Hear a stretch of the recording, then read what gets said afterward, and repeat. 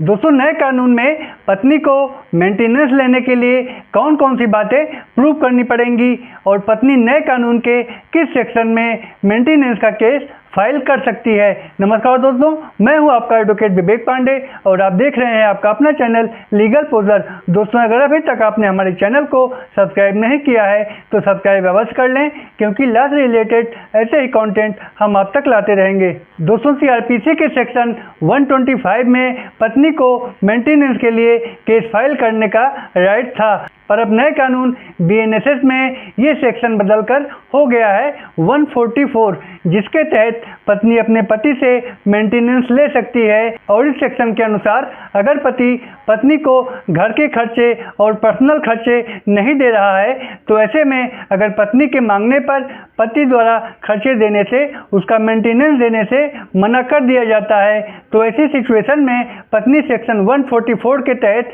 Maintenance की मांग कर सकती है और पति के विरुद्ध मेंटेनेंस का केस फाइल कर सकती है। पर मेंटेनेंस पाने के लिए कोर्ट में ये प्रूव करना पड़ेगा कि वे दोनों पति पत्नी के रिश्ते में हैं और उसकी कोई भी सोर्स ऑफ इनकम नहीं है जिससे कि वो अपने खर्चे चला सके, अपने आप का मेंटेनेंस कर सके। तो इन दोनों बातों को प्रूव करने के बाद पत्नी को मेंटेनेंस पाने का अधिकार होता है। लेकिन यहीं पर सेक्शन 144 के सब सेक्शन 4 में कहा गया है कि अगर पत्नी एडल्ट्री में रह रही है या उसका किसी दूसरे व्यक्ति के साथ संबंध है, तो ऐसी पत्नी को इंटरिम मेंटेनेंस या फिर फाइनल मेंटेनेंस पाने का कोई अधिकार नहीं है। सो अगर पति द्वारा कोर्ट में ये बातें सिद्ध कर दी जाती हैं कि उसकी पत्नी एडल्ट्री में है, उसका किसी दूसरे व्यक्ति के साथ संबंध चल रहा है, तो ऐसी पत्नी को मेंटेनेंस नहीं मिलेगा और पति मेंटेनेंस देने से बच जाएगा। अगला पॉइंट है दोस्तों कि अगर पति और पत्नी के बीच में झगड़ा होता है